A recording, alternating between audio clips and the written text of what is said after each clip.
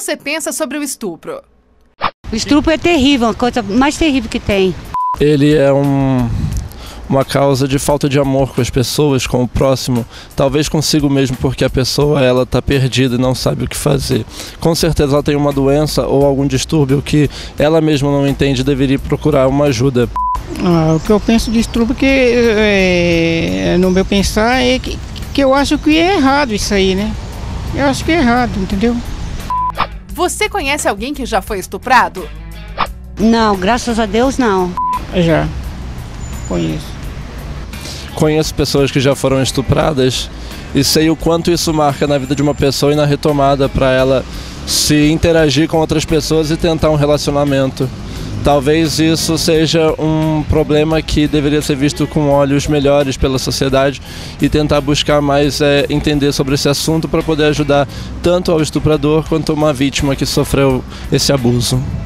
E eu vou começar mandando um abraço para vocês de São Paulo, não só capital, mas também interior, né, como fala, que tem participado bastante do Quebra Tabu. contato@quebratabu.com.br para você mandar a sua pergunta ou também contar alguma coisa que aconteceu com alguém, algum caos, alguma coisa assim, tá bom? E a gente recebe hoje a psicóloga clínica Edna Maria Mota para falar sobre estupro. Mas antes a gente vai começar distinguindo, diferenciando para quem está assistindo a gente o que é abuso sexual, incesto e estupro, porque é diferente, não é a mesma coisa. Sim.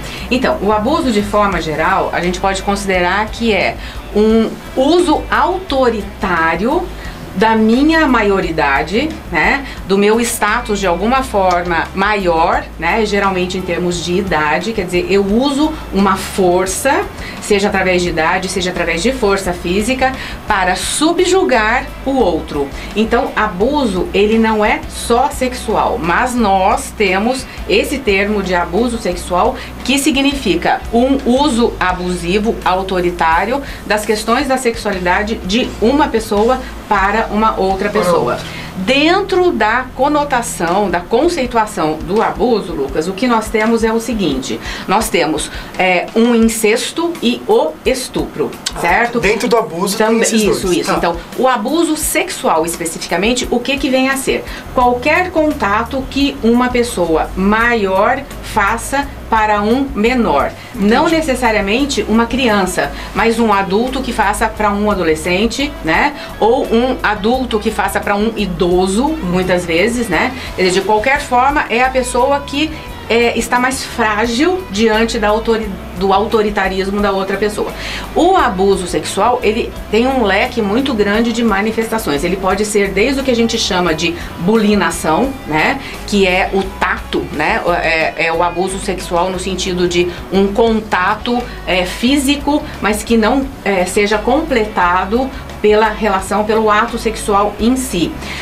O incesto, ele já inclui afeto, ele já inclui geralmente traços de parentesco, certo? Então, o incesto também é um pouquinho difícil da gente entender, mas assim, o incesto também é um abuso, né? Mas é um abuso que ocorre não necessariamente dentro de casa apenas, não é uma coisa doméstica, não é um fenômeno doméstico só. Seria mas familiar isso, é um fenômeno onde já tem vinculações afetivas, até no sentido de um vizinho que frequenta a minha casa, entendeu? Isso também é um abuso, mas pode ser considerado incesto se esse vizinho for meu padrinho, entendeu? Se tiver um traço, um vínculo afetivo.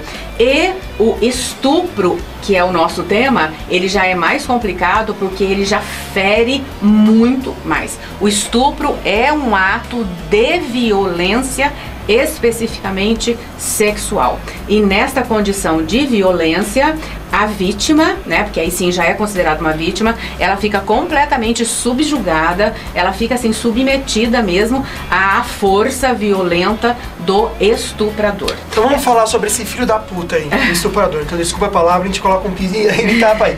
Mas como que ele age? E por que ele faz isso? É só um desejo sexual mesmo ou tem outras coisas aí no meio? Então, hoje em dia, a gente está se dando conta, nós da nossa área, a medicina, a área médica, a área da psiquiatria, que faz parte da área médica, nós estamos nos dando conta que muitas vezes o que é considerado maldade sob algum aspecto já é uma doença.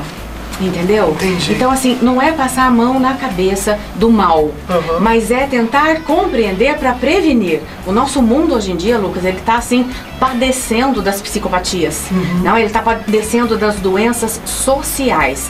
E a questão da pessoa estuprador, a gente, em primeiro lugar, precisa considerar que é um ser doente.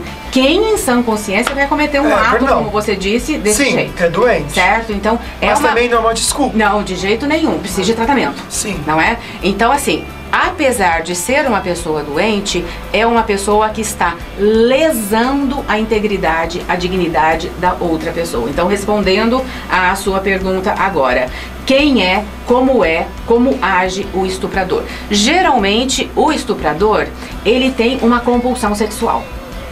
Só que é uma compulsão sexual, eu acredito, a mais feia de todas. Não é? Porque é uma compulsão sexual que invade...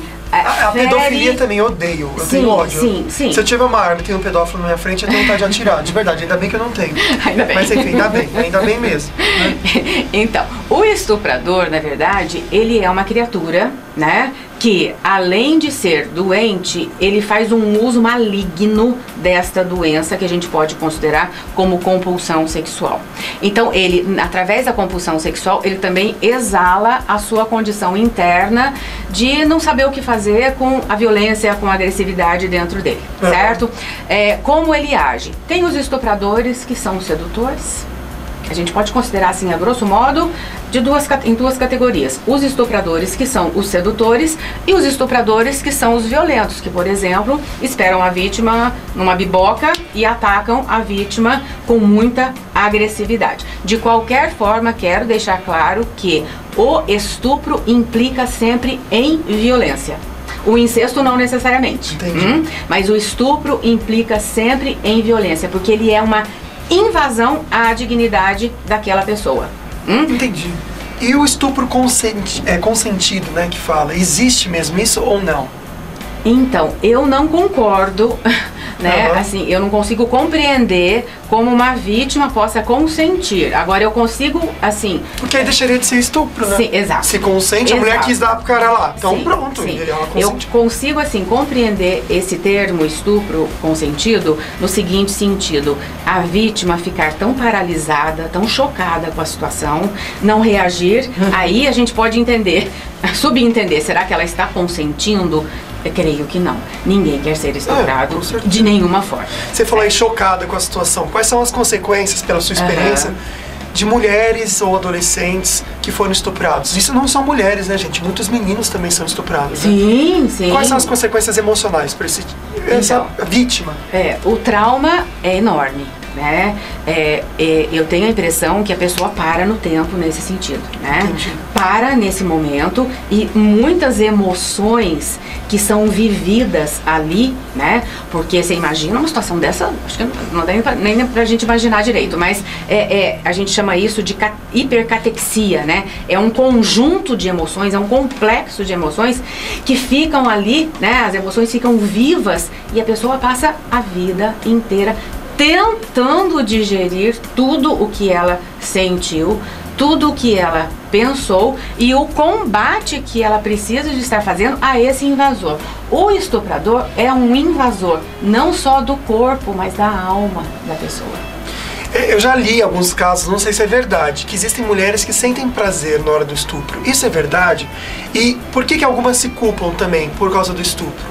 Como se assim, eu fui estuprado por minha causa. Também acontece isso? Então, duas perguntas. Vou começar pela segunda. Tá.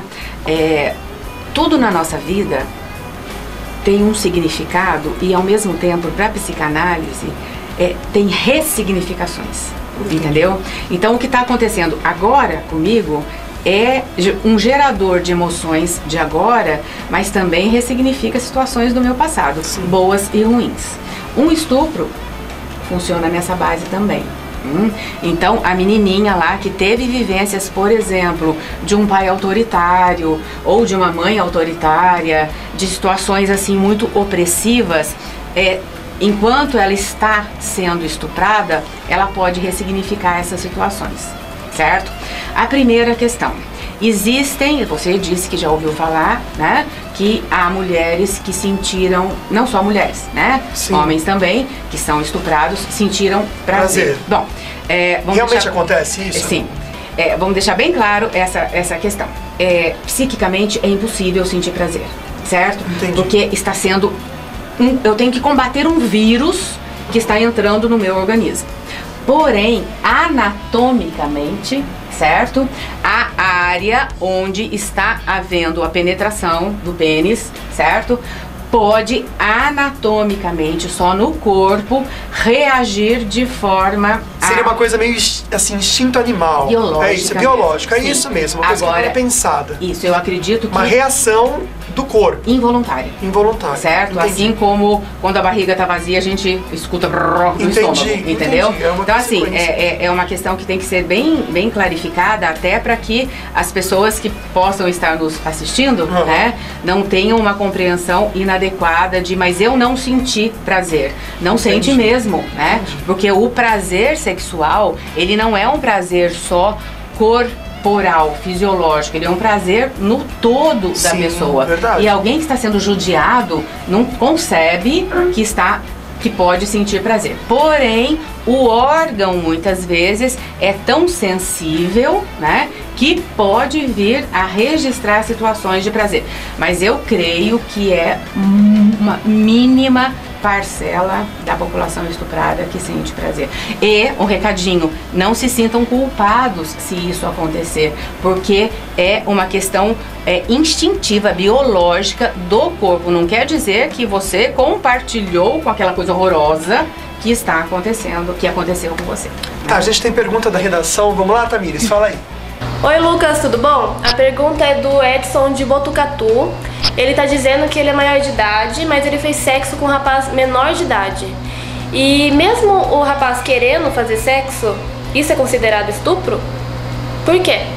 Então, Edson, a gente precisa de considerar o seguinte: pela lei, o maior de idade, a pessoa maior de idade que tem ato sexual, se for seu namorado, tudo bem.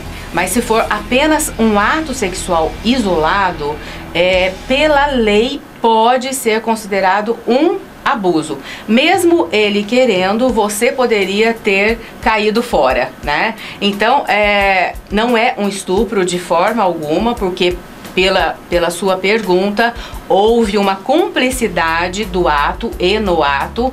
Porém, você como maior de idade pode tomar mais cuidado nesse sentido para que você não se implique, né, em questões humanas, éticas, legais e etc. Tá. Legal, Edna. Tem mais algumas perguntas para fazer aqui para Edna, mas só serão feitas na segunda parte do programa. Então vai acabar aqui, mas é só você clicar em estupro parte 2, tá bom?